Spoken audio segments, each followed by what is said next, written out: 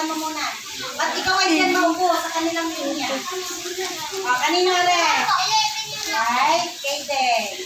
Rin? Kay Nayeli. Kay Nayeli. O, Nayeli. O, Are? Kanino Are? Doon, umupo ka lang. Umupo ka lang. Are Umupo ka lang doon. Redwin. Kay Hagedorn. Oo, kalaki ng balutan.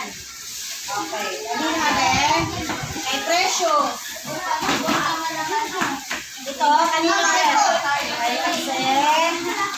Kay Sophia. Kay Ezekiel.